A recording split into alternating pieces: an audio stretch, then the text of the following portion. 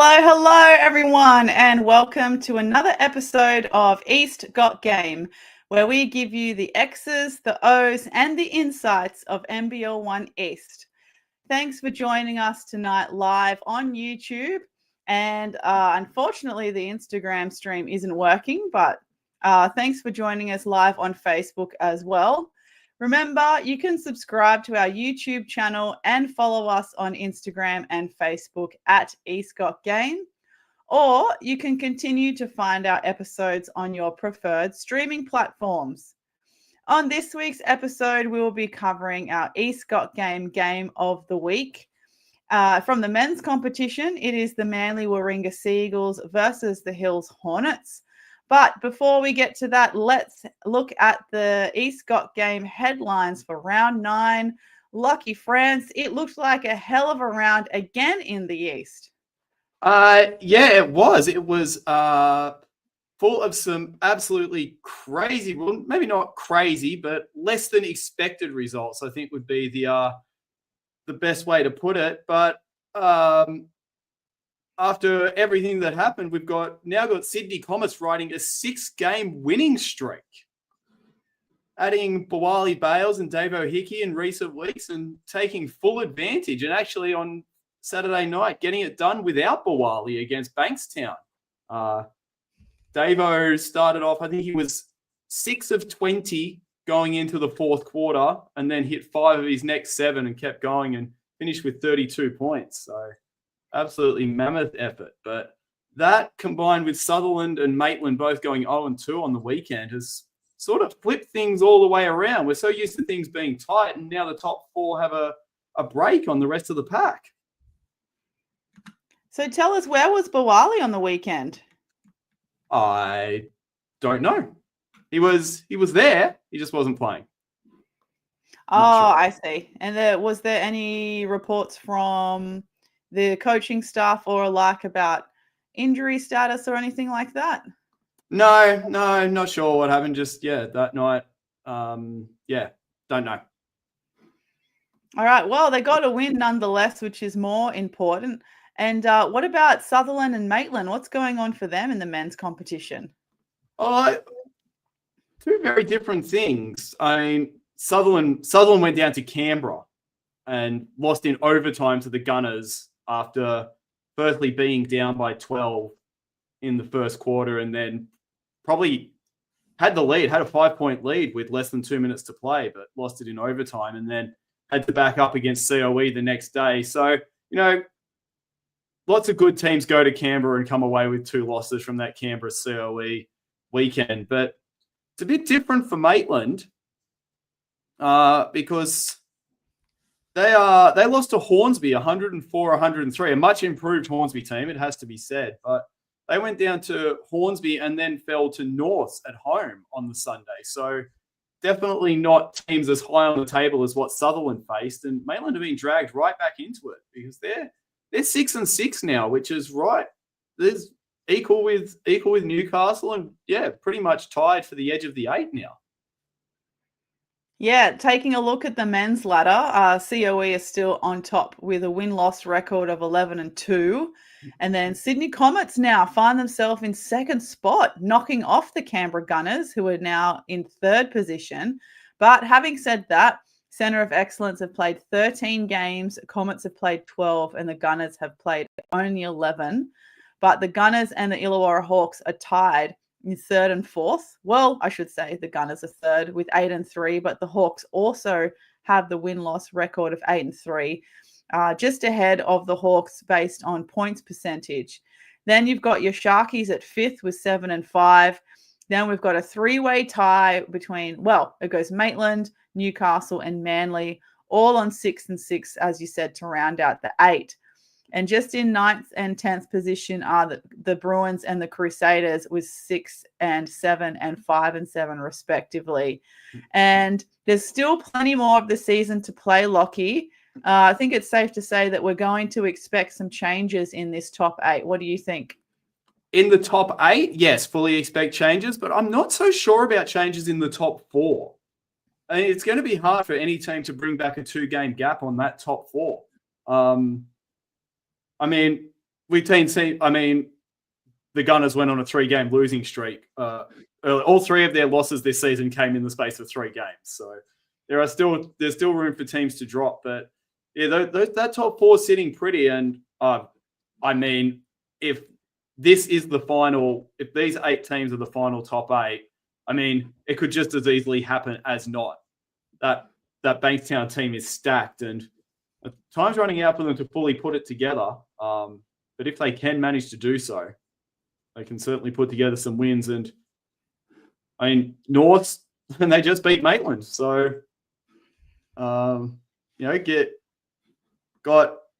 not sure if they play them again, but got at least part of the way to the split on Maitland there. So, plenty to play out. And that was what I was saying, is maybe not a lot of upsets, or not massive upsets, but at least not entirely expected results. Although if you talk to the teams that played in the games or won the games, they tell you otherwise.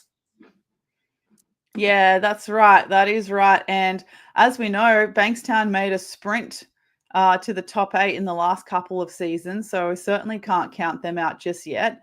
They actually have the Illawarra Hawks in round 10 away. Then they've got Hills and Maitland, and then Penrith in the next couple of rounds. So certainly a lot of games that they can get. Whereas looking at the Gunners, I think we did have a look at their tough run on the way to for the rest of the regular season. They have Center of Excellence, I think, tomorrow night. Oh no, sorry, Thursday night. Thursday night. Yeah. On the 5th. Oh yes, Thursday. Can't count. Lol. So yes, it's Center of Excellence Thursday night. Then they've got Manly and Penrith as well before the Crusaders. So certainly some more games up their sleeve that they can win to cement themselves in the top 4. What about going back to the men's ladder? What do you think about the positions of like the likes of the Crusaders being able to crack the top 8 and take the spot of, say, a Manly, who is currently in 8th position? I mean, it's going to be it will be tough. Although Manly do have a pretty tough run home of their own. They play a lot of teams above them or around them, and they finished off the last 2 weeks with Bankstown and COE. But I don't believe they play the Crusaders. So the Crusaders are if it's going to be Manly they get over the top of, it will be, they won't be able to steal a win here off Manly Warringah. I mean, it all starts next weekend, not this coming weekend, because we got the weekend off, against Hills. If they're not going to beat a team like Hills, who's right there next to them, before they go into the Canberra away doubleheader, and then Sutherland, they've got to pick up those wins before they can even think about, making a run at the 8. Yeah, it's always a tight race in the men's comp. It's always so unpredictable because even after 10th place, you've got 10th, 11th, and 12th place. Crusaders, Hornets, Bears, respectively. They're all 5 and 7. Then you've got Hornsby on 4 and 7. And Inner West have dropped to 14th place with a 4-8 win-loss record, which has certainly been a big surprise this season. But in the women's competition, probably not a surprise, and happening perhaps right under our noses, but also to no surprise, the Manly Warringah Seagulls women are currently on an 8-game winning streak. I think the last time that they suffered a loss was in round 3 when they played Albury Wodonga Bandits away, and have managed to find themselves on an 8-game winning streak, which I think is worth celebrating. I think it definitely is. They started 2-2 against a tough draw. I mean, as you mentioned, they lost to Albury Wodonga. No shame in that. But they just come out and just put one over everybody they've faced. They got their import right with Taylor Wirth. She's been absolutely phenomenal, and we know what the rest of that Manly team can do. And they always put themselves there or thereabouts. They've been there on the last couple of weekends every season. Yeah, and in round 10, they're playing at home against the Canberra Nationals, which is, I'm going to tip Manly to win that one. And round 11, they play Maitland away, but I'm pretty confident they can get that one as well, putting them on a 10-game winning streak. Then come round 12. Now, I'm not too sure. Not too sure who Manly has annoyed, or it's obviously purely just unfortunate circumstances. They have a doubleheader in round 12 against Newcastle at home and then Norths away. Now that is some bad luck, Lockie. I'm happy. Imagine you get to watch those two games on the same weekend. Tune in for those. Those will be absolute epics. Oh, certainly for us as fans. Yeah, that's a tall order for one weekend. That is a very, very tall order for one weekend, especially after going to Maitland the weekend before. Yeah, that's right. Yeah, an away game, a tough away game, and then to come home and play, the two top teams in one weekend, and then finishing the competition. The very last regular season game for Manly Warringah is against the COE. So, yeah, ups and downs, but I'm sure they'll be able to weather the storm. Oh, definitely. I mean, sitting at 10-2, I mean, everyone's talking about Norths and Newcastle, but Manly Warringah are only literally one win behind them. Yeah, exactly. I think it was just because obviously, Newcastle and North's women's teams had the 8-game undefeated winning streak to start the season. So that was obviously worth making headlines. But yeah, that's why I was like, in the meantime, Manly have gone on their own 8-game winning streak despite having the 2 early losses you mentioned before. And then, so that's essentially the top 3. North's, Newcastle, both on 11 and 1. And obviously the points percentage is the difference. Then Manly Warringah a third with 10-2. Centre of Excellence a fourth with 10-3. Albury Wodonga Bandits a fifth with 8-4. Then Maitland Mustangs and Inner West Bulls are 6th and 7th respectively, both with a win-loss record of 6-6. And who's rounding out the 8? Hornsby Ku-ring-gai Spiders with 5-6. Are they getting to the finals this year, Lockie? Nothing would surprise me, but you have to remember that Bankstown are still sitting there in 10th and they are ready to shoot right up the table. But Hornsby have got they've got a healthy mix of very tough games. They play most of the top 5 before the end, but gee, I mean, they look good enough at times to do it, but they just can't have those drop games like they had against Sutherland in overtime the other week. Same with Maitland losing to Penrith a couple of weeks ago. Those are just the games that can completely cripple your season if you have one too many of those. So they've just got to. I know that they're a very young team, and that's probably the hardest part of being a young team is winning all the games you're supposed to win. Is to be able to put your best out there every single night. Calling the game, I remarked that on that night, Nicole Hutchins was the second oldest player on the Hornsby Ku-ring-gai roster.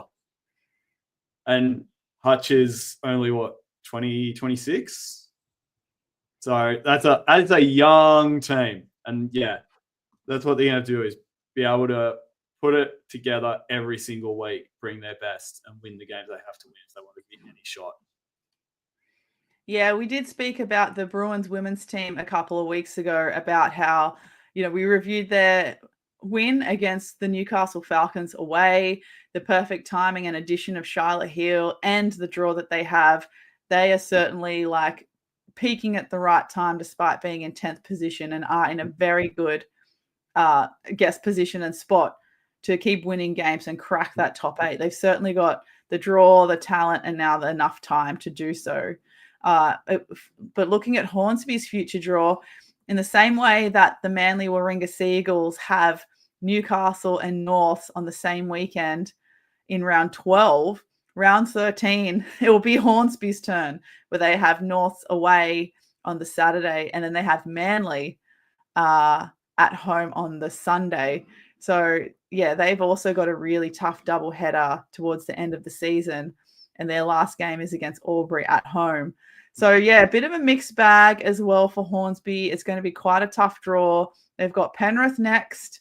Then they've got Centre of Excellence and Hills in round 11, both at home. In that situation, they could go one-on-one. But that's getting into the 21st of June. So we've got to double check when the women's team from the Centre of Excellence, or the particular players, not the whole team, are going to start getting ready to go overseas for the Women's World Cup, because that is definitely, I think, the start of July. And the Centre of Excellence women's team has also had a lot of injuries this season. So question mark on who's going to be able to be suiting up at the back of the season for COE. And I mean, even a full strength COE, I mean, they went down to Sutherland on the weekend. I mean, as full strength as they are at the moment before players leave for international commitment. So don't count Hornsby out there. They could take Penrith, COE, and Hills and tack 3 wins onto their total very, very, not easily, but they could very well do it.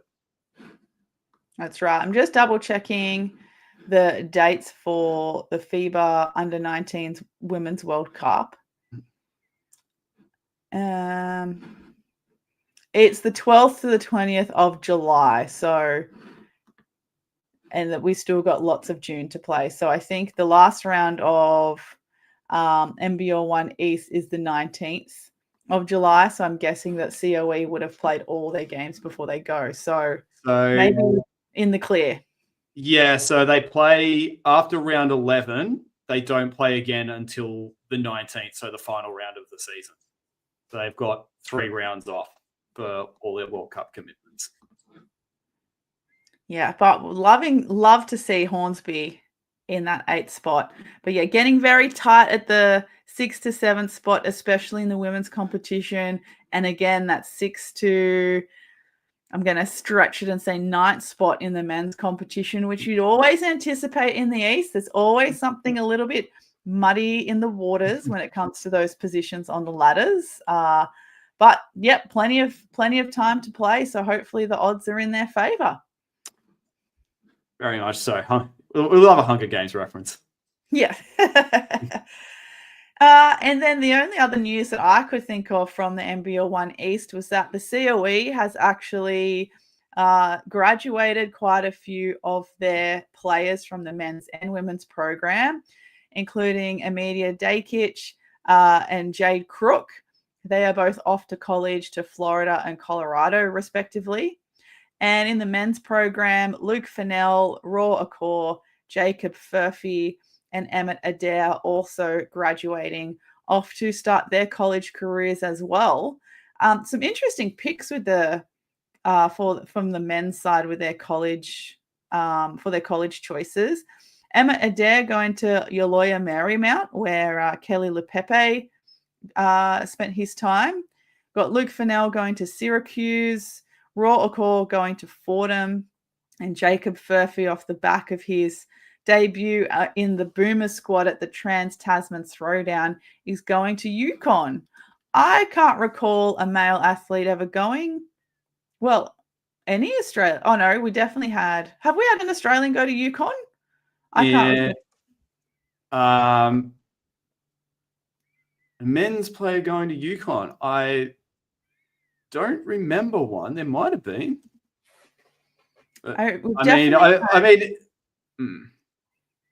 Definitely had Aussies go to Duke.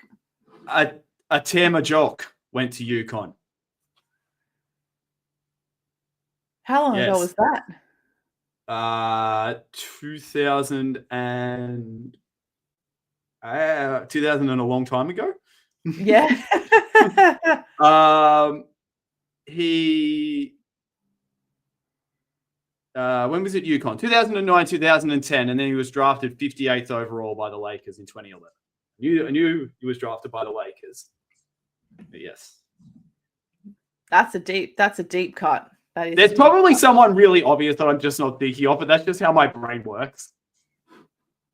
Oh, no, that's fair enough. It's similar to when someone will say to you, hey, what's your favorite song? And you're like, somehow your brain completely forgets anything about music that it's ever known. Yeah. It's like Just me how it grocery works. shopping. I suddenly forget every single food I like. Yeah. I don't know what I want. Someone make this decision for me. Did you have any other headlines for the round? Not so much for the round, but we're going to bring him up in about 2 minutes. And just that Hills have signed Den Gak, former Sutherland Championship winner. Well, I mean, this was the last. Once you play 12 games is your limit to sign new players. So they had to get in. If they wanted to add extra reinforcements, it had to be pretty much this week. So I've gone out and got Den Gak, who won a championship with Sutherland. And we saw him against Manly this weekend. But I think your 13th game, because you have to be able to play 8 games. So for most teams, the game after the long weekend will be the last opportunity for players to come into the team. That was a nice surprise. I may have missed the announcement on socials if there was one. I only noticed it when I was looking through, had the live scores up. I think there was an announcement. I missed it too. Really nice surprise and really good addition to the team. Like you said, we will get into that later when we get into our game of the week. But otherwise, I think, are we ready to get into the game of the week, Lockie? I think we are.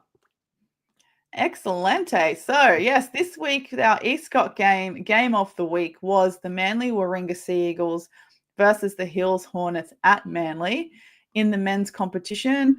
2 teams we have yet to cover in this season of Escott game, and it was also a very, very close result. Final result being 80 points to 82 in favor of the Hills Hornets. Only just, though. Only just. They made it closer than it should have been. They certainly did. Yes, they certainly did. So do you want to start us off with what your overall impressions were from this game, Lockie?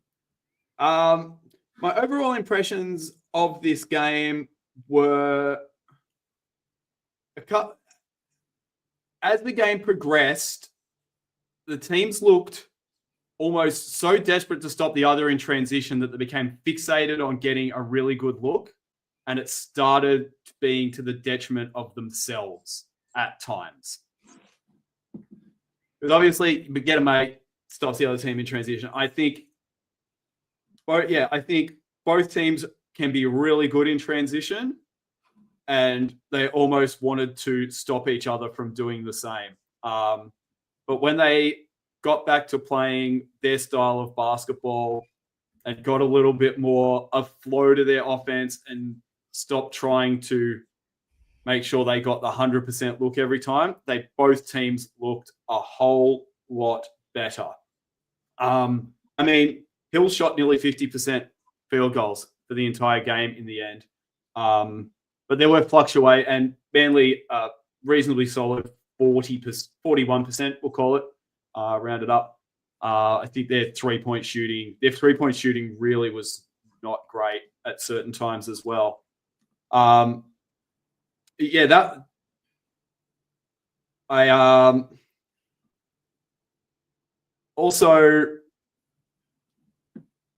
don't want to single him out straight away, but Mason Bragg, 11 points in the first 12 minutes of the game and 0 for the remainder of the contest.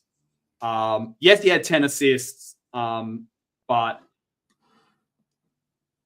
kind of need all your big names to, be chipping in throughout the game. And yes, they ended up having 5 players in double figures and Isaiah Lee with 9. But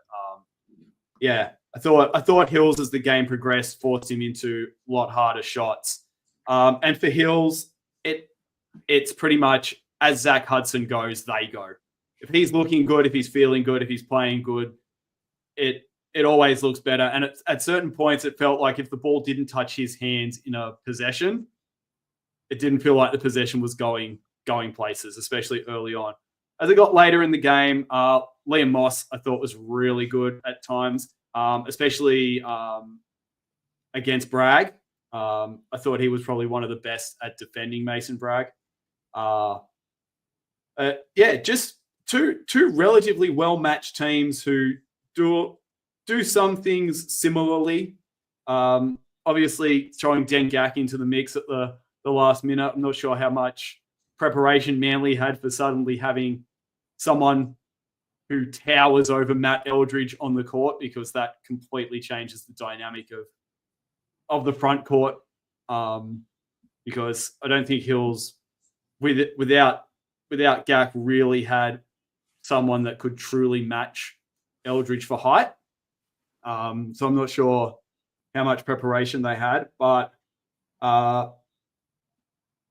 it was a pretty good game to watch for the most part as well. I think that's the best thing I can say about it. And credit to Manly for bringing it back like they did in the fourth. But I think Hills will go away and think we shouldn't have let that get as close as it did. And I guess the other side of that is the way that Manly brought it back in the end. What they ended up doing was, well, maybe I'll get to that a bit later, but my overall impressions was that, Hills really looking like they wanted to run really early. Both teams look a lot better in transition than they do in the half court. Yeah. And like what you said for Hills, how sometimes the half court offense didn't feel quite right or gelling quite as well if it wasn't going through Zach Hudson. Equally, I felt like the times Mason Bragg wasn't on court and running the point guard position for Manly, it looked like people were a little bit lost. And Isaiah Lee is a fantastic talent and player and has a lot of skill sets, but he's not a natural point guard. So even though he's able to handle the ball, his passing's great. In terms of getting people organized and setting the tone and the pace, I don't think that's in his wheelhouse just yet. And understanding that he probably had to fill that role because Mason, can't be playing 40 minutes every game, needs a bit of a break. I just felt like those were the times where in the half court, Manly was a little bit lost, scratching their head, a little bit directionless. And a lot of times both teams, when they were a little bit lost in the half court, it was either a case of too much ball movement without intention or too much holding on to the ball too long. And to be fair, like Hills sometimes would have good ball movement and it'd get to Zach Hudson. And especially in the stretch of the game, Manly recognized to take a step off him because he's a drive first player. And then that's when the ball would get stuck. It's Zach Hudson on the perimeter, should be taking a three, doesn't want to take the three. Like there were a couple of times he really hesitated to take his open outside shot. So he was able to try to back his way into the key, draw a lot of the help defense and find his shooters on the outside. He was really good at that, being able to create open shots for his teammates. But he really doesn't want to shoot the three at all. No, and I think Manly were good at recognizing who to let shoot at times. Sometimes it worked against them. I mean, Dengak splashing a corner three, I think it was at one point. Probably not. Was it? Yeah, it was Deng. He was 1 of 1 from 3-point range. And it's like, well, probably okay with letting him take that. The percent. It was his only attempt of the game, so probably fair to let him take that. But I mean, you're 100% right. Yeah. Sometimes you just got to take what the defense gives you, and if it doesn't come off, it doesn't come off. But it's better than trying to force your hand.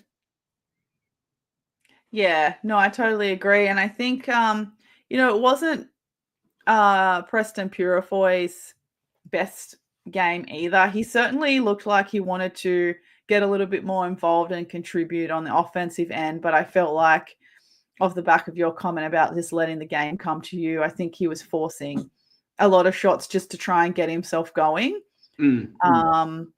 Which obviously didn't work out too well for them. He had 11 points, but he shot 3 from 13, 2 from 2 from the foul line.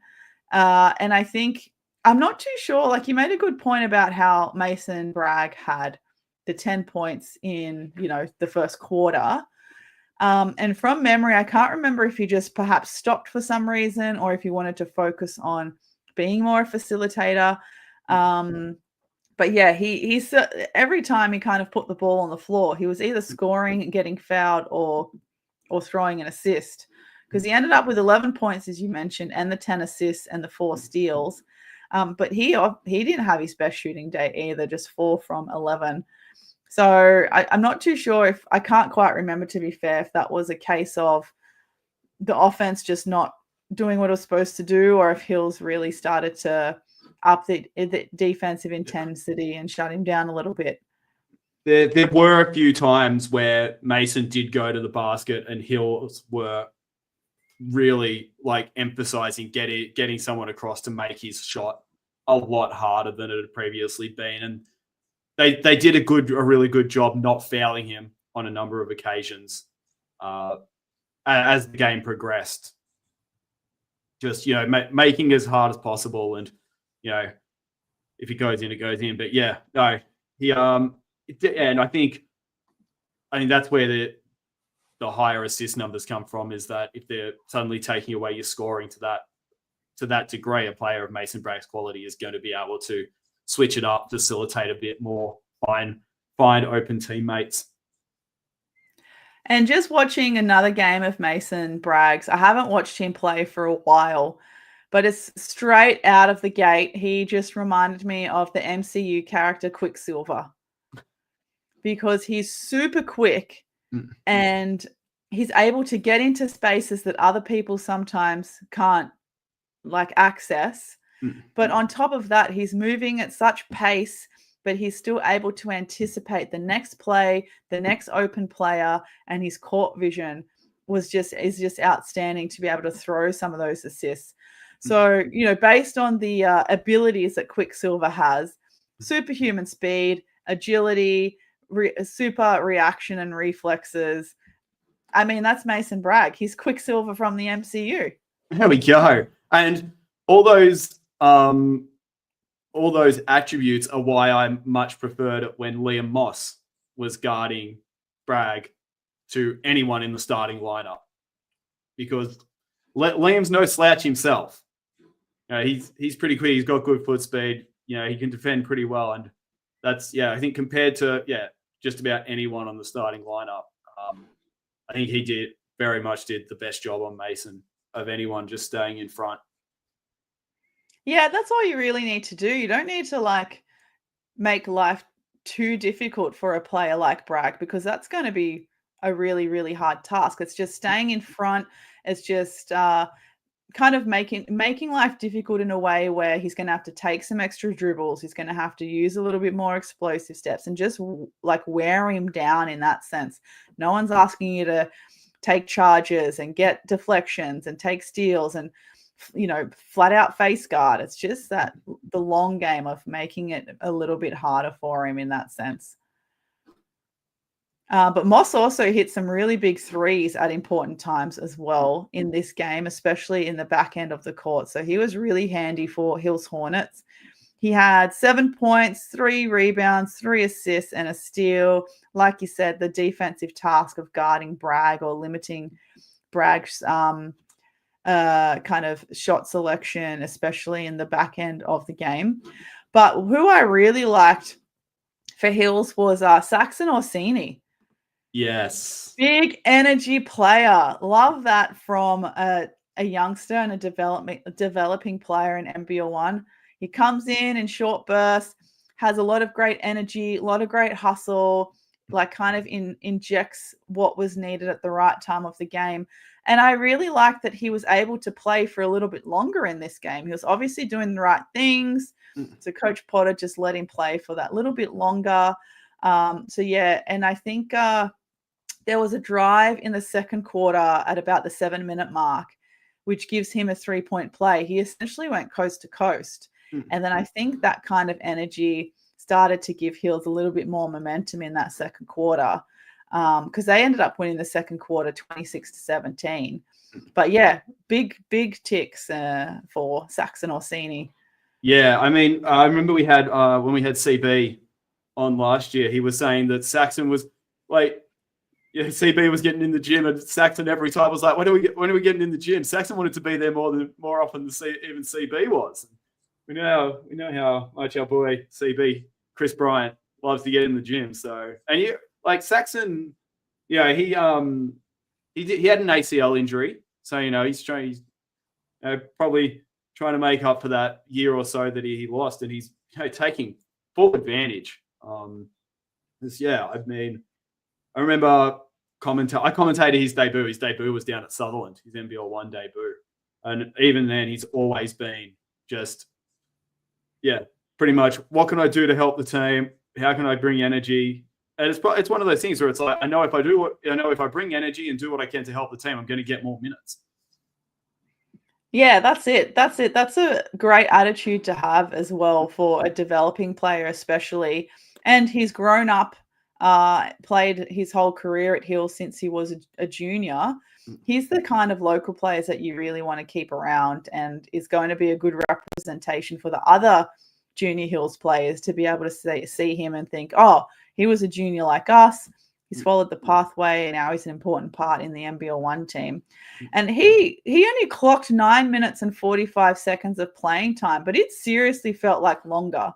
In that time, he had 6 points, 2 rebounds. He had time for 3 threes.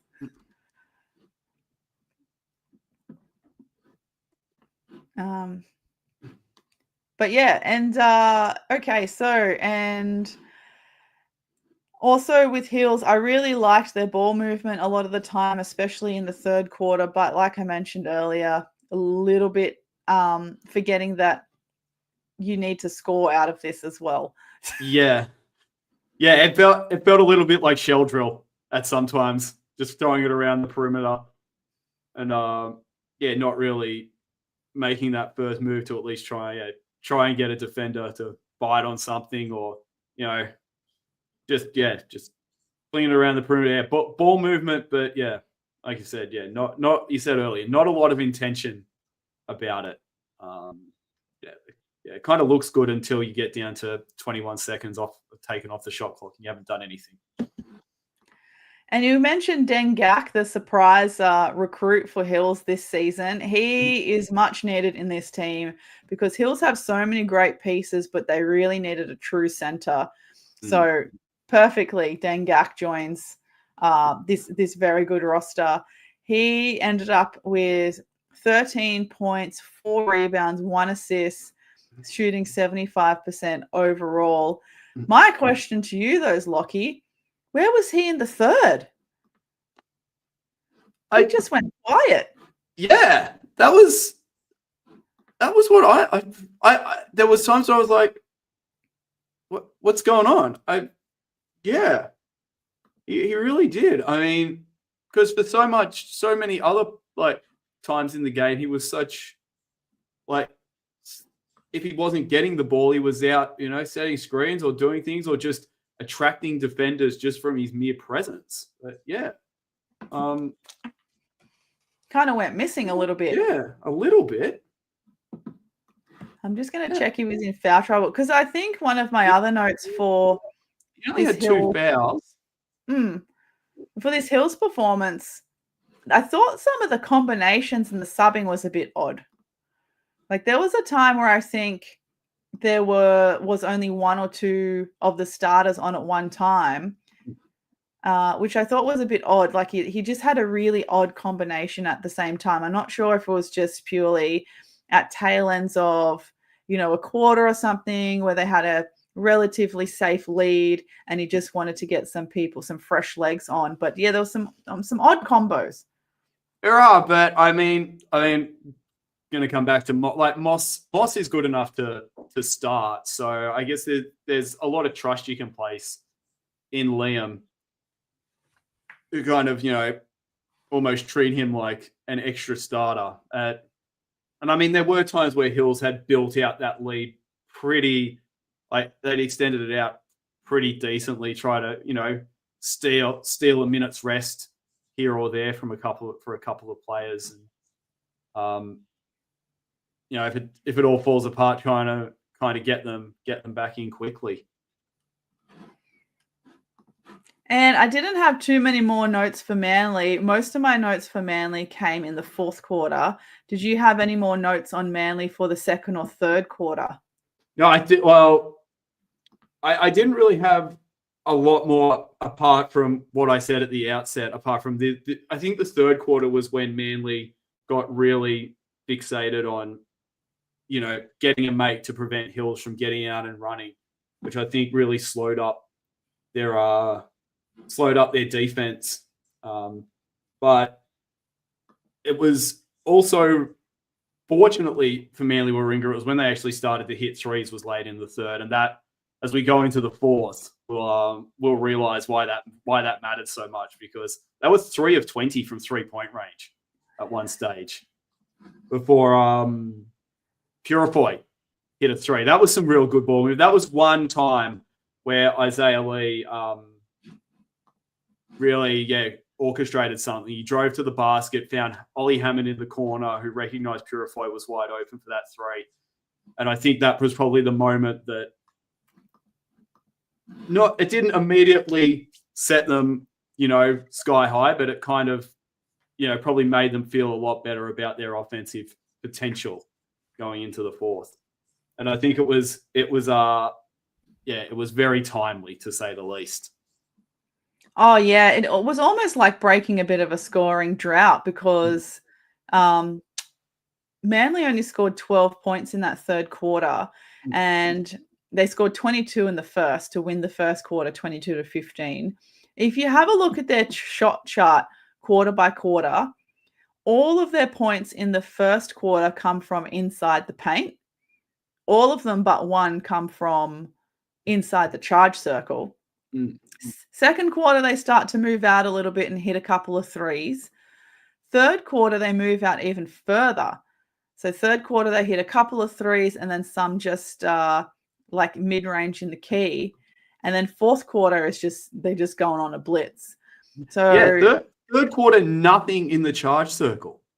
Nothing in the charge circle. 2 threes and a couple just below the free throw line. So it's a really, really interesting evolution, or not so much evolution, almost like a really strong change in their shot selection and scoring across the game. And then something clicked in the fourth quarter there where they're just like, we've just got to go for it. And didn't they just? Yeah, which was made for a really exciting game, and it was very clear they were making a very concerted effort to get more stops, get more scores, get the momentum back in their favor. Like you said, the trigger being that 3 that Purifoy hit, with like in the third, and then he hit a really big 3 with 40 seconds to left in the fourth as well. So essentially, it kind of all started, well, not really all started, but really started to pick up at the 3-minute mark in the fourth quarter. So they really left it late. Eldridge hits the 3. Isaiah Lee gets 2 free throws at 2 minutes 16. And then with 1 minute to go, the score is 70-80. So Manly score 8 points in a minute. And so I'm kind of like, why didn't you do this earlier? I mean, why didn't you press and apply this defensive pressure and play with that urgency earlier? It was out to 69-53 with just shy of 7 minutes to play in the fourth. Until, Manly went on one little run. They went on 2 big runs, but still, early in the fourth and then right at the end of the fourth, they went on 2 really good scoring runs. But in between, Hills had as much of a 16-point lead in that fourth quarter, and to only win by 2. And I think it was the Eldridge fadeaway 3 in the corner that kind of brought the game back to 2. So it looked like it was going to be 5, and then that lovely Hail Mary at the end was just brought it back to 2, which, of course, it's still a win on paper. But as we talked earlier about how close the ladder and the results are already looking, and we're only at round 9. Those kinds of small deficits in the win and the points for and against is really going to matter in the end. Yeah, I mean, you might get the win and only play a team once in the season, and you think, oh, okay, we've got the split on those guys. Suddenly, you've got a 3-team tie with them and someone else, and you lost to the other team by 20. You're on the outside looking in. If that becomes Manly, Hills, and Central Coast or something, and Hills have lost to Central Coast by plenty. That's the kind of being up by 16 and letting it get back to 2 is the kind of thing that comes back to bite you. Yeah, so I hope that Manly are able to bottle what they had in that fourth quarter in terms of defensive intensity, pressing, being more confident when they're scoring or looking to score into the next round, and play that from the start and play it like consistently. You know what they need to bottle? Jamie Munro's fourth quarter. Oh, yeah. Didn't he go off in the fourth quarter? Against his old team. Yeah, that's right, actually. I forgot that was his old team. He had 9 points, I think, in the fourth quarter. Yeah, I think 9, because he finished with 11. So yeah. Yeah, he had 3 drives to the basket and a big 3. Really bringing the noise in the fourth to try and bring in that win. I really did feel though at 1 minute and 5 seconds in the fourth, Zach Hudson had a steal and a layup down the other end, which really kind of put a damper on what Manly were trying to do at the time. But I really felt for Bragg because he only threw 2 turnovers the whole game, and that was one of them. Yeah, that's tough. Yeah, I mean, it was a good heads up play by. Are you talking about the pass straight in that got picked off, not the tip away? I think what happened was Bragg went to drive, and then he went to drive and thought that person was open and just wanted to do an outlet. But Hudson was able to anticipate that Bragg wanted to pass first and shoot second. So he just came through and picked it off, and off to the races he went for an easy layup at the end. But I just felt bad because I'm like, Mason was doing the right thing of trying to set someone up or trying to generate something on offense. And one of his only 2 turnovers was on that play, which was the timing in the context of the game was super important. But then, then the foul was called. On the contest? Hills had a time. Yes. So Hills had a timeout with 9 seconds to play. Then a foul was called on that sideline out of bounds play, and Volkovic was fouled out. It was tough. It was tough for Manly Warringah because they had no fouls until very late. So they had to be able to stop the clock and get Hills even to the line was taking ages. Which is, we talk about foul trouble. When you're deep in the fourth, sometimes you want to be on 3 or 4 fouls late in the piece if you're trailing. But when you're on none, and because in a couple of those from Volkovic, they were basically intentional fouls to stop the clock and try and rack up the foul count. And then he got called for that one where he was contesting for the ball with Gak on that baseline out of bounds that went deep, which was kind of a 50-50 call. And so he racked them up quickly. It just happened to be the guy who was intentionally fouling then actually got called for real fouls as well. Yeah, you don't ever want a game to kind of – it's unfortunate when a game comes to that, really. And then, 8 seconds to go, 77-82. Think it's a done deal. And, like I mentioned, Eldridge with that fadeaway. But I think that I started to do some outstanding stats, kind of like quarter by quarter. Nothing really stood out to me other than probably the 3-point percentage quarter by quarter. Like you mentioned, Manly had 0, but I don't think they took any attempts. In the first quarter? Oh, no, they took 3. They took only 3 attempts. They only took 3 attempts. So, I mean, 0 from 3 in 1 quarter, you can live with that. Yeah. So when you get to the second quarter, and you're taking about 10 attempts and you're 2 from 10. Yeah. And then the third quarter, pretty similar, 2 from 10, 2 from 11. And both of them, or one of them at least, was pretty late in the piece. Yeah.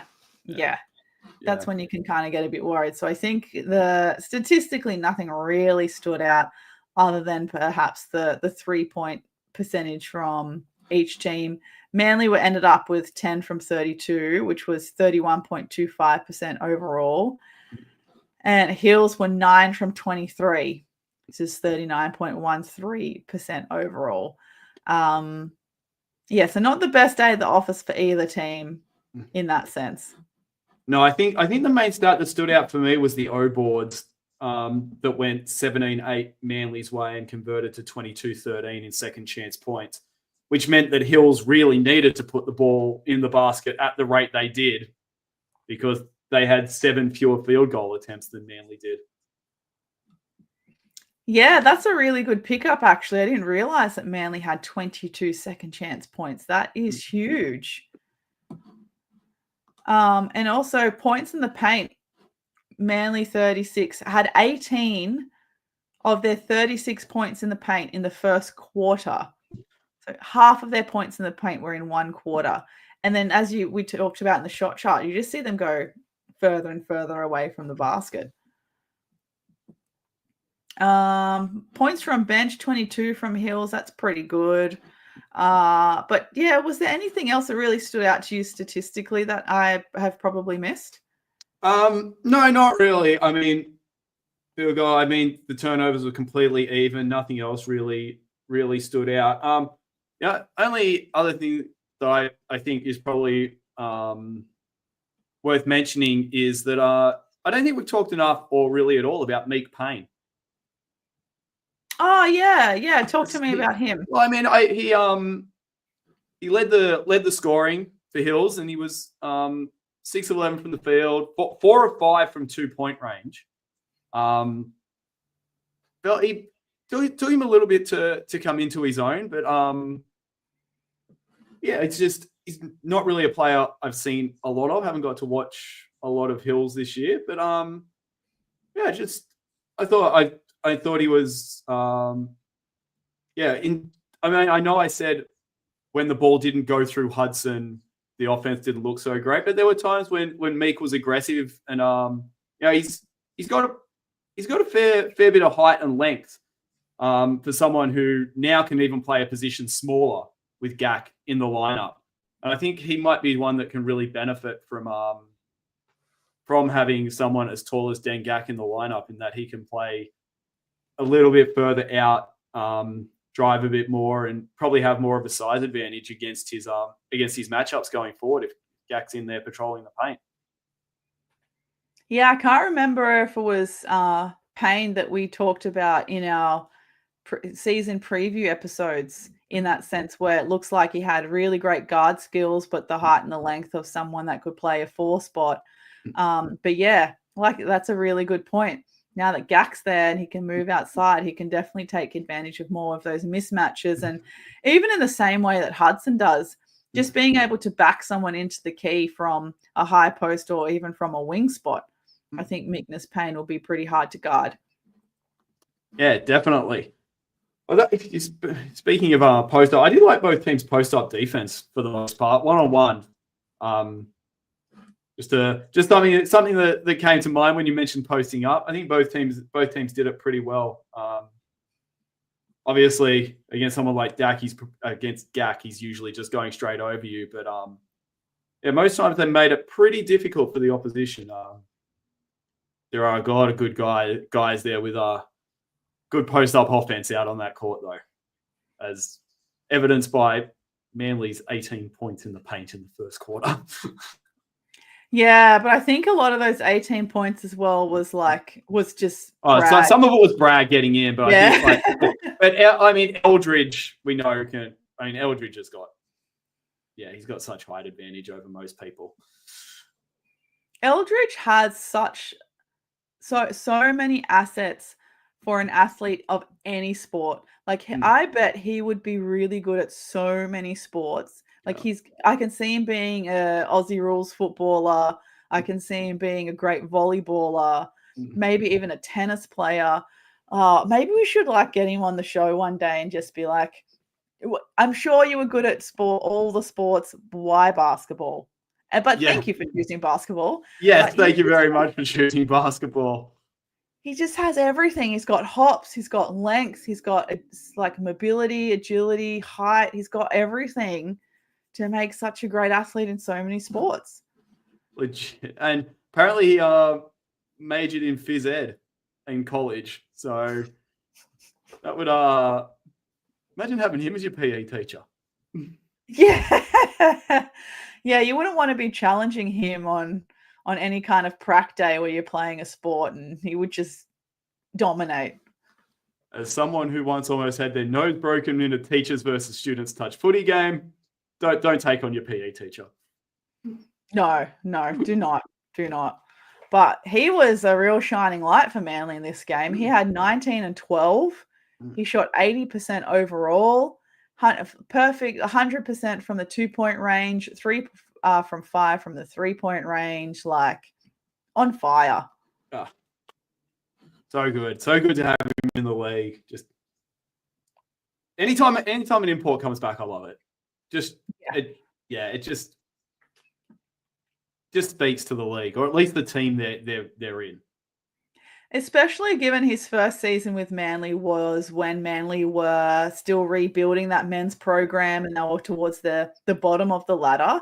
He still came back and stuck by them and had a really successful season last year when they made the top 8. And so now he's back again. Yeah. And Manly, looking at, I mean, they're there or thereabouts. So, despite the fact they went down, they're still there or thereabouts, and it'd be fun to watch them the rest of the year. Yeah, so I would say, what are the 2 main points you'd like to see Manly improve on for the next round, and the 2 main points you'd like Hills to improve on for the next round? For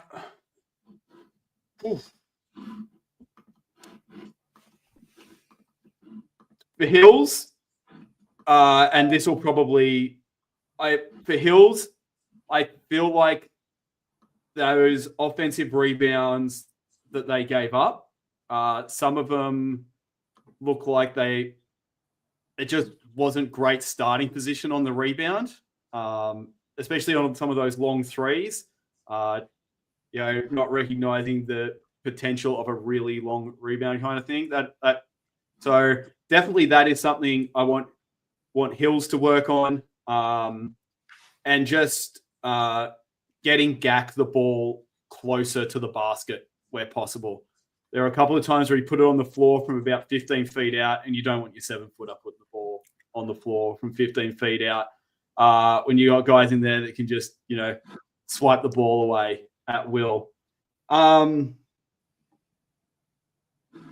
Warringah, just got to put it together for 40 minutes. Can't have these lapses where you come out and win the first quarter 22-15, win this fourth quarter 29-21, and then the middle portion of the game, it looks like you barely came out after the first quarter and halftime breaks and just let the opposition. I mean, I know it's easy to just look at that and say, oh yeah, they just didn't come out. But I mean, you just can't have such a, performance at 2 extreme ends of the spectrum like that. And this probably speaks to that is, even if you have to change tack a bit when Mason Bragg's not on court, you've got to find a way to keep the offense flowing when Mason's not on court. Yeah, I would agree. One thing I'll add for Manly, I'd love to see them just improve their confidence in scoring and making sure that they're playing with intent, especially on offense. And they showed in that fourth quarter how scary they can be on defense when they apply the press and that pressure. So I'd love to see that for longer periods of the game, that same intensity and urgency, and transferring that into really intentional offense. I reckon they'd be in a much better stead and they won't have to be rushing at an end of a game just to try and win it in the last minute. And for Hills, I think similarly, I'd like to see them use Gak a little bit more, and I'd like to see Gak be a little bit more consistent and potentially not getting lost or going hiding in the back end of the game if possible. But also, probably a bit more consistency on the offensive end in the sense of their ball movement. So sometimes it was really good and sometimes it stopped. Yeah. And so in the first half, when they were just playing that regular flow offense, at least people are always moving. Then when they went away from that, there was parts of ball movement and then it would get stuck with someone. You've just got to kind of kick it on. Or the thing that Gak did really well in the first half particularly was that if it did stop, he'd just go set a screen. He'd just go set an on-ball. Like he just made something happen. So kind of getting in those situations where just create a 2-man game, create a 3-man game, just keep something going. But what are some of the things that you enjoyed the most from both teams in this game? I enjoyed, we talked about it all night. When Manly were aggressive, they were really fun to watch. When Mason was getting downhill and like that first quarter, the Mason Bragg show, it was just so much fun. And he was doing it, he was doing it all of his own back. It wasn't even like at the times where he was not even getting a screen or anything like that. He was just taking his man on. And I was like, well, the Hills can't really like hedge on balls against him because there's no on ball there. There's not two defenders up in the situation in the first place. So I love that. And if Mason can, keep creating, against his direct opponent, that's going to be so good for them. And for Hills,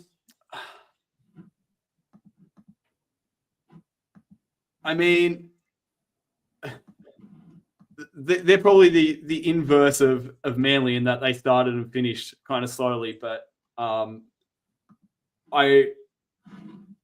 really liked how I just really like when certain players get out in transition for them. I think they've got so many players out there who can run the floor really well. Like we talked about Meek having, foot speed that belies his size. Zach Hudson does as well. And just the way they utilize their bench and they're developing players and they give guys a crack and those guys take advantage. I think Orsini is probably the best example of that. Not everyone got a whole lot of minutes, but I think if you're at Hills and you put in, you'll at least get some playing time. Like Mitch Smith got 8 minutes, Marv Vidal got 7 minutes, Saxon got his 10. Paul Taco, their new signing, I think he's from Melbourne, got 6. I really like their faith in their bench. Yeah, and that obviously showed on the score sheet as well, having 22 points from the bench as well this game. I really liked, Manly showed really great glimpses of greatness. They just got to try and put it together. Really liked how, Mason's really steering that ship, and a lot of players that I am still a bit unfamiliar with from that Manly roster stepping up a lot. Like I think it was a couple of weeks ago on the Eastcott game, on the NPL 1 East socials, they posted the glue players of each team. You can certainly see why Volkovic is the glue of this team. And it was really good to see some other players step up when, Purifoy wasn't having his best shooting game. There were still others trying to step up and fill that gap or make the most of the opportunity. But also just how much they hustled on the O boards. 17 offensive rebounds, like that's outstanding. And for Hills, same thing. Just really like the energy from the bench. Both, even though I said before I was just surprised by some of the particular combinations from Hills, but statistically speaking, with the distribution of minutes between both teams, both very well coached by Reece Potter and Tim Hill. Two of the best coaches you're going to get in the league, really. But just also, like, he was good, like, still the rotations were still good. Sometimes it was a little bit like surprising, good energy off the bench, good contribution off the bench. But also a team where I'd like to hopefully see them put a few more of their good chunks just together in a chain. Yes. I think that's the best way to put it. Yes.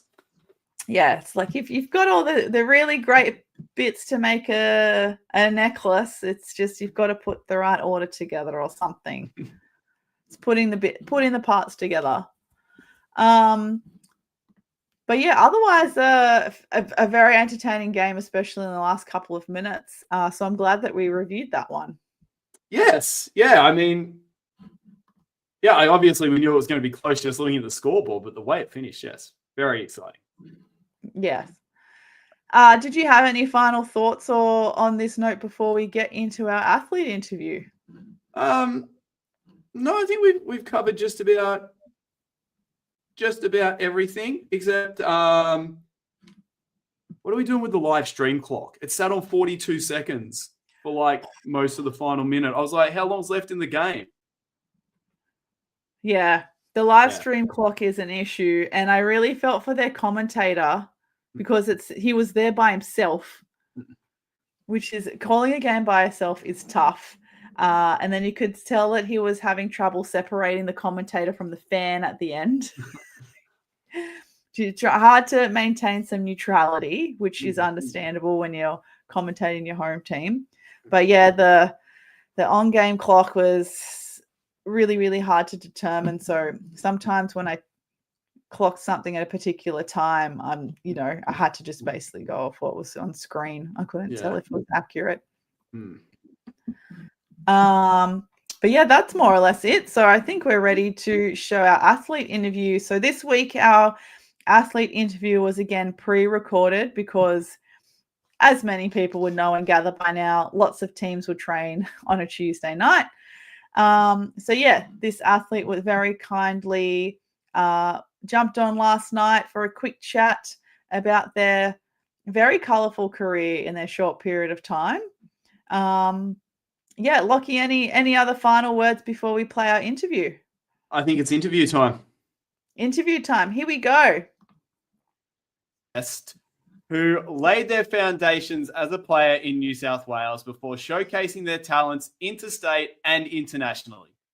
Known for their versatility and scoring ability, this player has played in 3 different NBL 1 conferences overseas and was a WNBL development player, and they're still only 27. They're back in the East this season playing for Sydney Comets. It is Abby Curtin. Welcome, Abby. Hey guys, how are you? I am great. How are you? Yeah, good. Thanks for having me. No worries. So, as we always do, we will start with our usual first question. Where did your basketball journey begin? My basketball journey began when I was 6 years old, and this is pretty funny. I wanted to go to a sleepover with my friend at school, in primary school. I was probably in year 1. But she had to go to basketball training first. So I was like, I'll just go to training with her and then I'll go so we can have a sleepover. I was begging my mum and begging her mum. Went to the basketball training. Coach said, we've got one more spot for a girl. You're quite tall. I was terrible. Ended up playing for that team. That coach ended up being a basketball New South Wales state coach at the time. And I just never stopped playing since. We just played reps all the way through and yeah. That's how it all happened. Coach? I don't know if you remember Ali Burke that plays up in Cairns. It was her dad, Stephen Burke, from was at Hornsby and North at the time. But yeah, we had an amazing primary school development program that went around just because he was trying to foster a team. And it was great. Yeah, it was really, really good. We had a really good age group from that starting point. But yeah.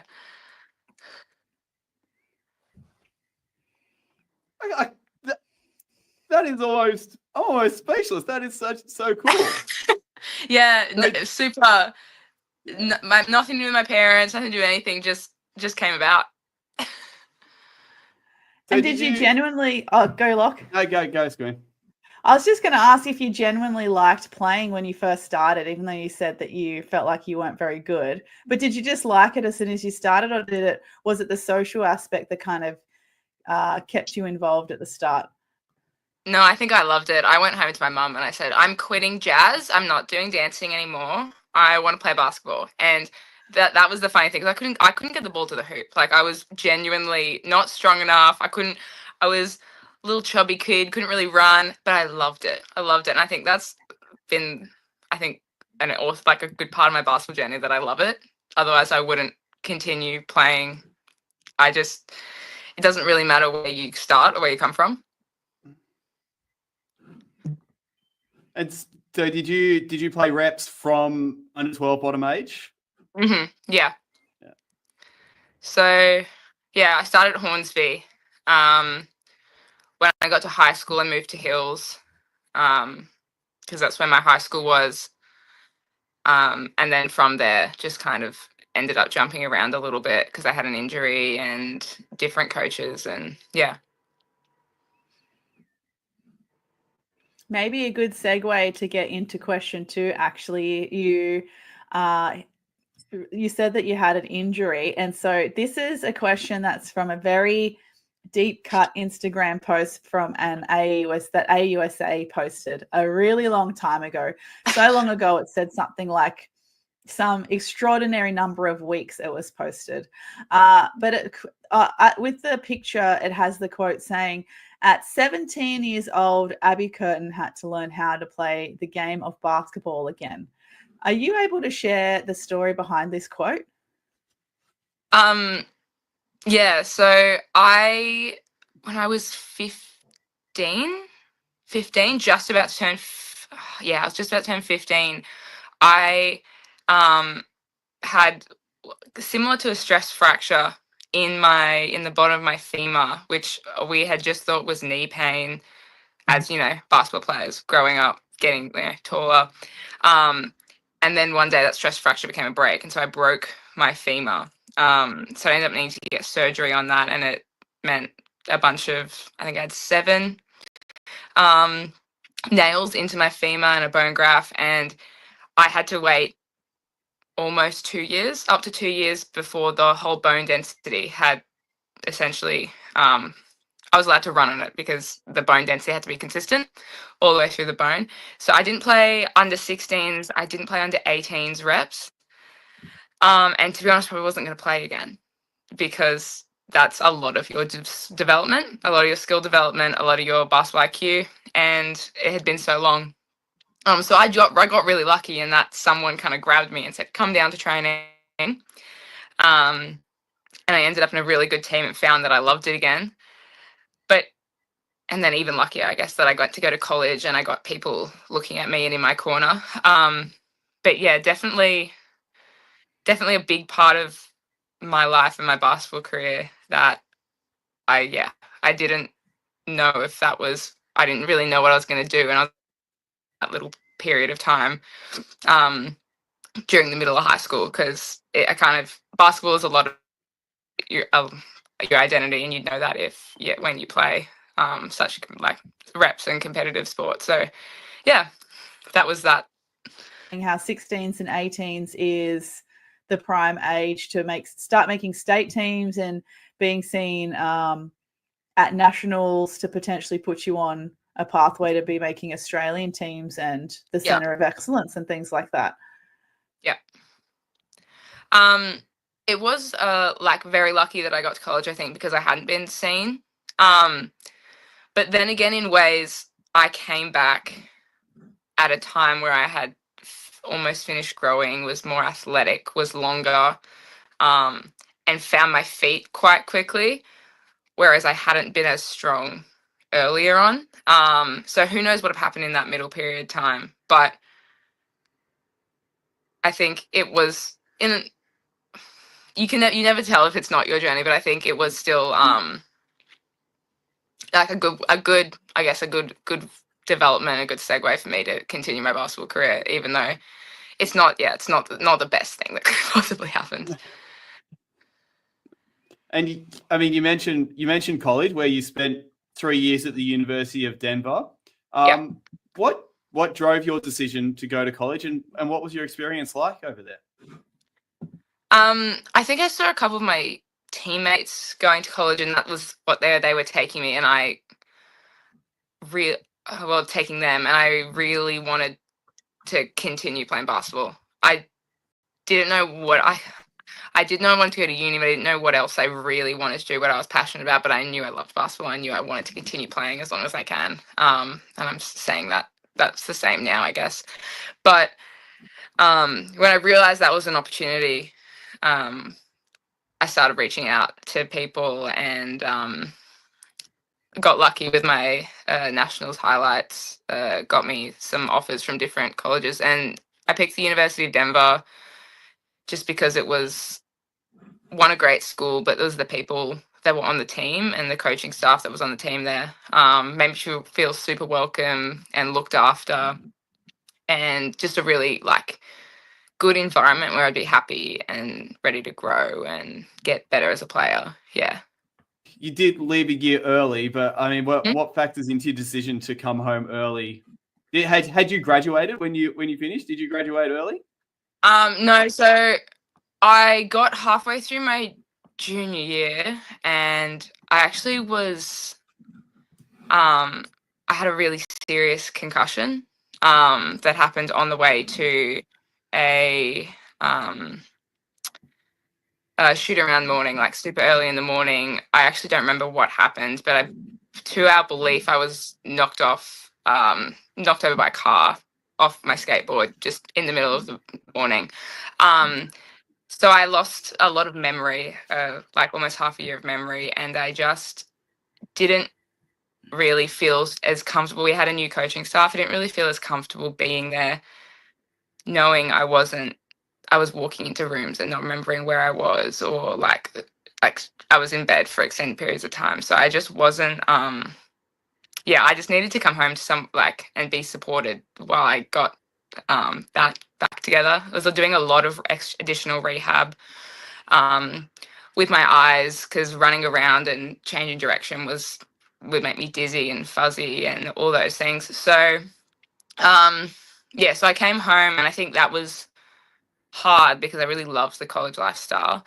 But yeah, just with the dynamics of the team at the time, it was probably the best decision for me. And I got lucky that I came home and ended up playing at Norths with Tom Garlip, and he was really good to support me in that. And once I was all ready to go and better. So that was the reason I came home early.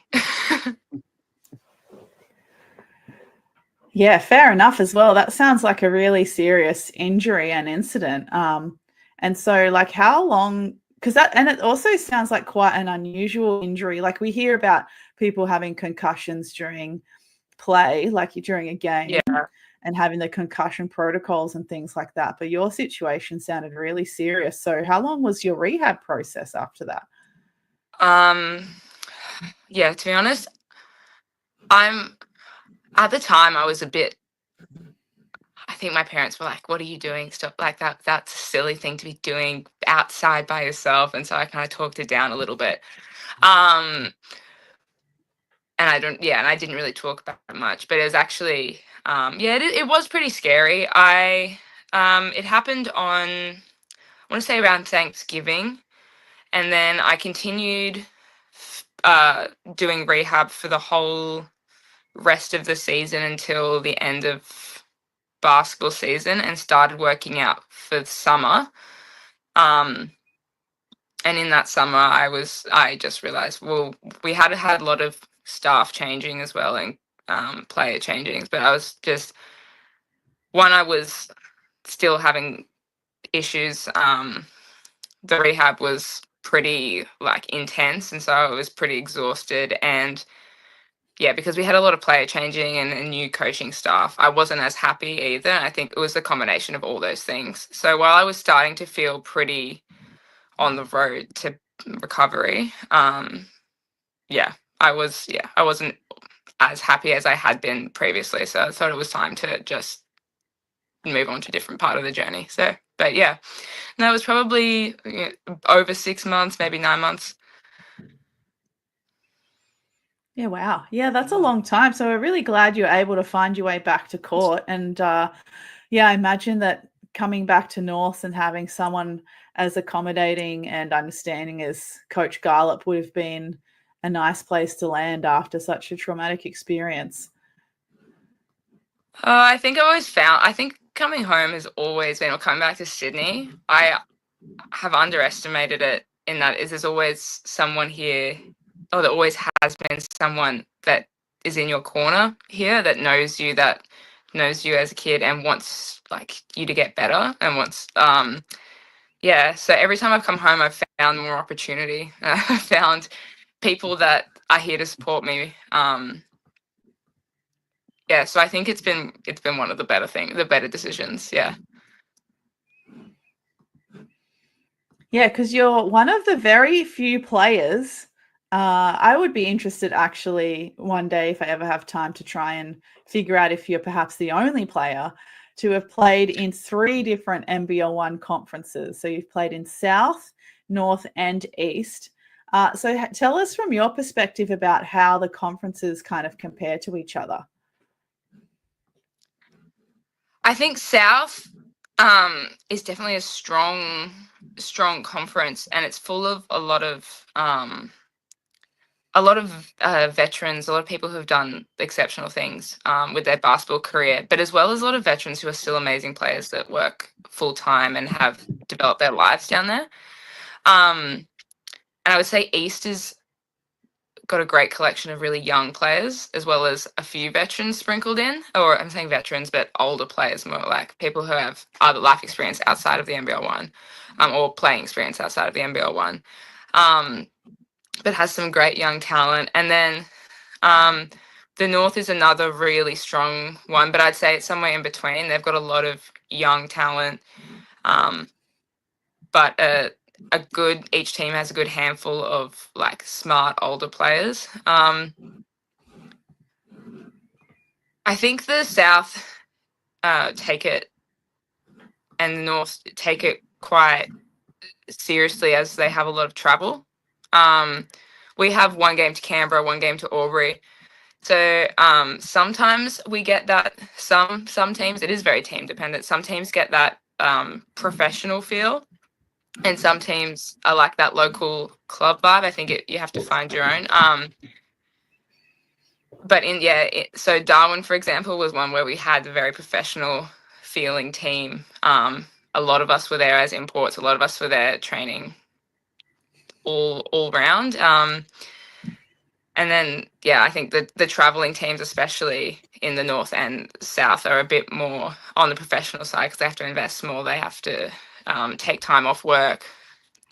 But yeah, I'd say those are the big differences. The East is really exciting league. It's up and coming, and a lot of the really strong talent from New South Wales is coming home, which is pretty cool.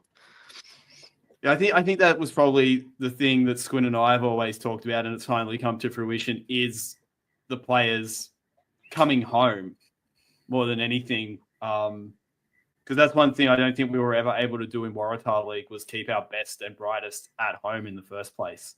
You haven't only played in NBL 1, North, South, East, and college. You've also played in Malaysia. So how did that come about over the last off-season? So I've been working with my agent that I have, who's fantastic, and he had been speaking to the Malaysian league about one of the male players, and then the female league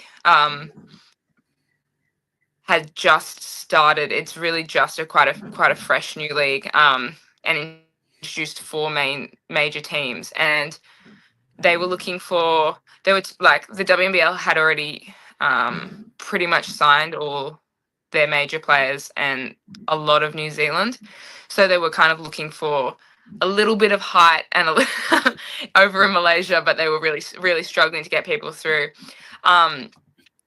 So he tossed my name out there, and I got lucky in that I had a great conversation with the coach and got that. Essentially, that's how that came through. But Yeah, I really loved it. It was a great experience. The dynamic was so different to any team I've played in. Not only the language just being completely different, so you're learning to play with people through reading body language and just actions and moving. But the style of basketball is very, very fast, very downhill, fast break, go, go, go, run as hard as you can, which I love. Works well for me.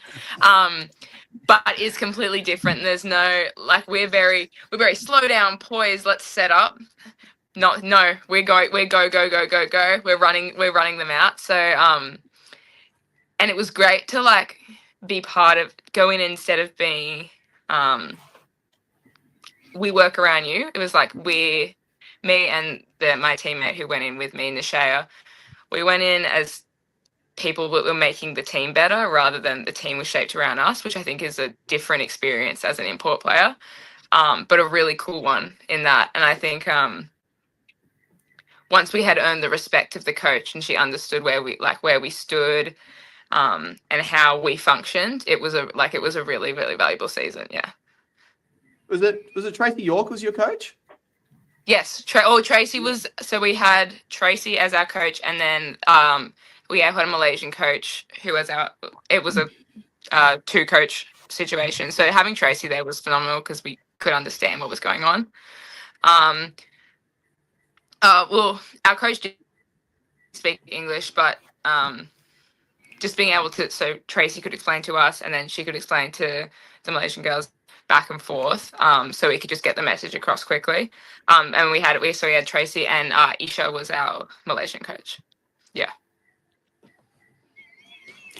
So what does strength and conditioning look like in Malaysia if you're playing a fast-paced game in nearly 100+% humidity?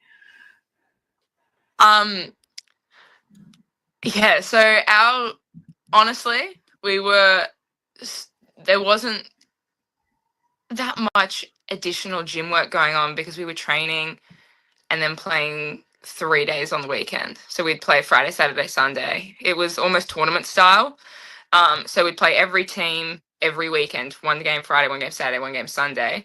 Then we'd have 3 training sessions a week that were hot, long, sweaty, sprinting the whole time. So to be honest, it was just upkeep. It was just maintenance. We'd go in and do maintenance. I wasn't getting any stronger. I wasn't working on PBs, but I think that's definitely something that they were really, really good with. The strength and conditioning was really, really good with the prehab and the recovery at the end. And I actually still use that warm up now. I've been using it. If you see me pre-game, it's the warm up I've stolen from my Malaysian S&C. Because it's really good just for your ankles, your hips, and just getting your body warmed up and ready to go. I have to keep an eye on it next time I'm calling a game at Alexandria, because I don't look at these things before the game. Yeah, watch it. Oh no, I'm probably hiding that. Let's have you doing a hip twist.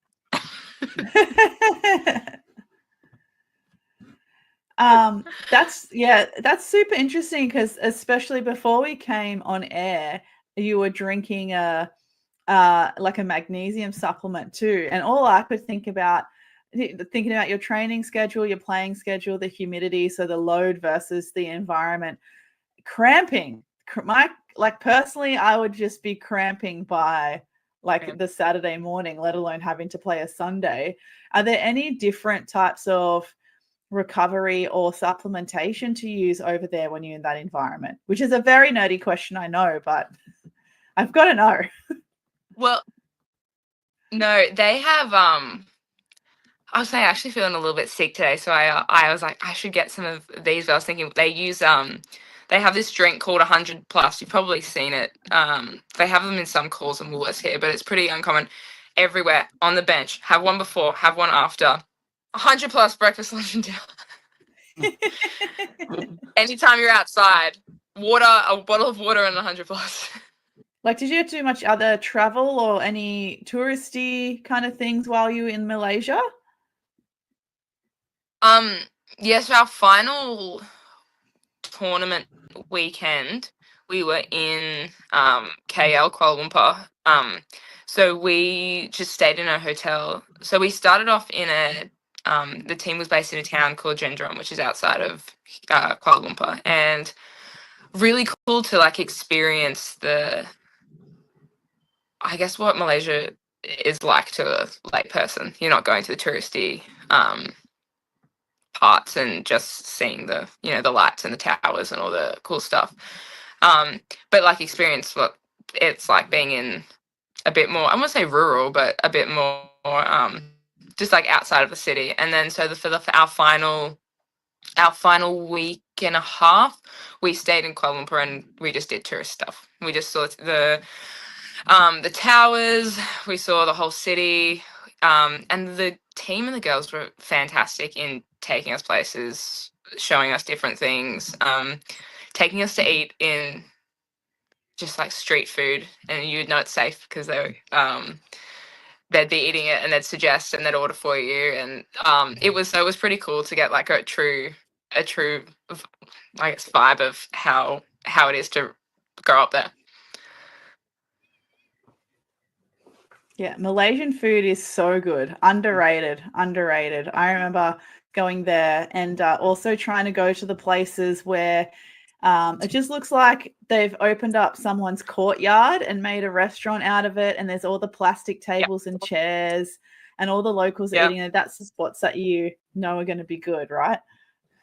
Yeah, it's going to be good. You're going to get fried chicken for breakfast with some rice, maybe some egg. It's going to be $6 for like a whole meal. Like you could eat it for breakfast, lunch, and dinner. It's gonna be $4.50. Like it's great. It was a really, really good experience. Yeah. And a Milo dinosaur as a drink and a chendol for the dessert. Yep. Perfect. Done. Yeah. So much Milo. They have more Milo than we have here. I thought Milo was an Australian thing. No, I'm wrong. It's Malaysian. And the Milo in Australia and in Malaysia and in Indonesia and all the other places is different. Like Australian Milo and Malaysian Milo is slightly different. It's a little bit different. Yeah, but they love it. Yeah. Like it's at every restaurant. So what helped you decide to return to the NBL 1 East for this season? And what do you look for when you're signing season to season? What do you look for in the team and the club and things like that? I say the same thing to pretty much every place I go, and I think I've said it from the beginning, is I just want to be in a team where I get better at basketball. We're playing good basketball. I'm learning from a coach that knows their stuff, who is in like and invested in who I am as a player. So like if I am a coach that's like, he's like, yep, cool, I'm in the gym all the time, you want to do an indie, you want to work on this is the kind of scout I do. If I hear those kind of things, that excites me. If they've got ideas of, they know the way I play, they've done their research and they have got ideas of how I would actually benefit the team. That's the other thing I look at, because like I just like getting better. I like every year I want to be a better player. It's less about whether you win or lose, and more about playing good basketball, developing yourself, and learning more.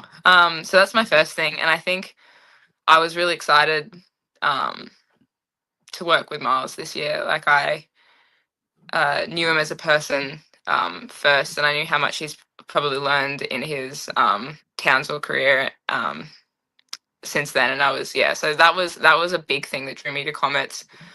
I think the other thing is the people. I want to be in a team where I enjoy playing. I want to enjoy playing. I don't want I want the people to enjoy playing basketball too. I think basketball is all about the people in the community within it a lot of the time as well. So those are the things I look for mainly when I'm looking at playing in a different team. As far as coming back to New South Wales, I had a job lined up. So I'd been waiting. I pushed it back a whole year to go to play in Darwin in Malaysia. So I couldn't push it back any longer. But when I had the conversation with Mars and a couple of other clubs that were very, very excited to have me come back. But so after that, I was like pretty certain I was excited I was going to come back. So between all those things, that's why I ended up committing to Comets. Yeah. And what's the job that you were able to push it back an entire year? I guess I didn't push it back an entire year. I went through a recruitment process at Fire and Rescue. So I'm a firefighter. But as they train, as you have to attend the academy. So as they train, I got lucky enough to get in, which is in itself pretty cool. But as they train in recruitment classes of 20. So I just requested to be in the last class, which meant a whole 100 people could go ahead of me. Which just allowed me to do what I like to do for a little bit longer. Yeah. And I mean, that must be a pretty physically demanding occupation. How do you juggle that with basketball? I was working long days, so the roster was a 10-hour day. So I was plus the drive and whatever. So I was pretty flat when I'd get to training in the afternoons, and I'd have to apologize, be like, I've had a big day. But now that I'm on the full-time working roster, we do like 24-hour shifts, so that while it seems like a long time, you do get to sleep and you do get rest in that time when you're not called upon. But it means I get 5 days off and I'm working 2 full 24-hour shifts. So that actually gives me a lot of flexibility to play ball and to do the training I want to do and the individuals and go to the gym and all those things. So it's actually going to give me a good opportunity to continue my career and like have two careers, I guess, at the same time. And they've like been very supportive. So it's been really cool. Yeah, that's a really, really cool job to have. And I imagine that your strength and conditioning from one can transfer into the other as well. Because I know that the process to get in to be a firefighter and the training and stuff is pretty hardcore. It's very different. It's different movements that you wouldn't. Before I even thought about it, wouldn't think of. I was like, why would we be doing that kind of movement? When I was looking initially at the physical test, but now that I've gone through all the training and that I'm working, I completely understand why it's so much like crawling and core work and all those different things. So yeah, but it is like they do definitely correlate. It's made me stronger. Yeah, it's just through my core section, but and yeah, it's short bursts of high cardio, which is great for basketball. So like it has been really, really good.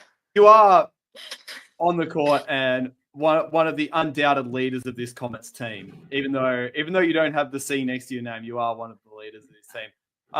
What does taking on a leadership role look like for you? I think it's been the first time where I felt very obviously a senior player and obviously a leader. I think that's actually been a really cool experience. Last year in Durham, we were a senior team, and all the teams I've played in previously, we've had more senior players. In this team, I'm definitely one of the older, but then also more experienced players. I think it's just allowed. I feel more not only confident, but I've really enjoyed helping the younger players and helping, I guess, the coaching staff to see how it feels out on the court as well and help them make adjustments. I think it's really important to bring energy, especially to training. And I've always thought it's really important.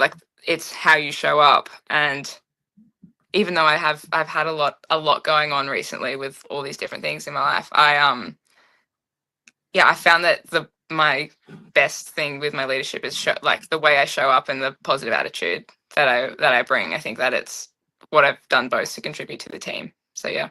Watching you from afar at Comets, you definitely look like you are very, very happy to be playing for that team. No, I do. I love it. I believe I think we are a super young team, but we really believe in this team, and it will it's gonna come together, and everything everyone does is trying to be for the best of the team, even if you're making mistakes. It's pretty cool to have a team that's so happy for everyone to do well, and excited for everyone to step up. So yeah, and I believe in Miles. I know what he wants to do and what he sees in that team, and that's pretty cool. And the girls are, while so young, so genuine. So it's a pretty cool group. I'm pretty honored to be part of it. Are there any particular players that you're kind of taking under your wing that are, kind of your protege? God forbid. I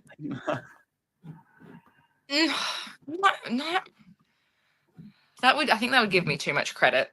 I don't think there's any particular players, but I think what I like to do is make sure I've connected with everybody on the team at some point throughout the season, on a personal level as well as a basketball level. Try and grab a coffee with someone or try and get dinner with each of the girls, just to check in on if there's anything we can do I'm almost too scared to ask to help them develop, or any give them any wisdom as to how I got through a certain patch or a certain period, or learn things stuff that you don't initially think will help with your basketball, watching more film or strength conditioning, those kind of things. So there's not one particular person, definitely not, but I definitely think there's always value in checking in with all the girls. And our final question. So as we mentioned earlier, we bookend our interviews with the same question at the start and in the end. And I feel like we've already got a little bit of a taste of this final question in your earlier answer. But tell us more about who Abby Curtin is off the court. It's hard to completely separate yourself from basketball, because it's been such a big part of my life, and I've moved around based on my on basketball, and it's something I've always wanted to do. I think my big thing is I just always want to keep getting better at basketball, keep improving. But I guess outside of that now, I guess I am, I'm a firefighter. I guess I'm just someone who I enjoy being happy. I enjoy playing. I enjoy my friends, family, and I enjoy my work.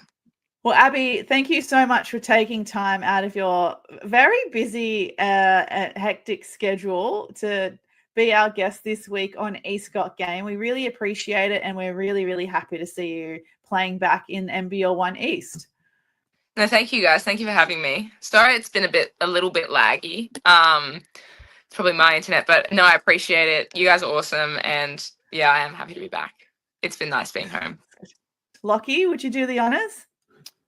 Don't sleep on the East.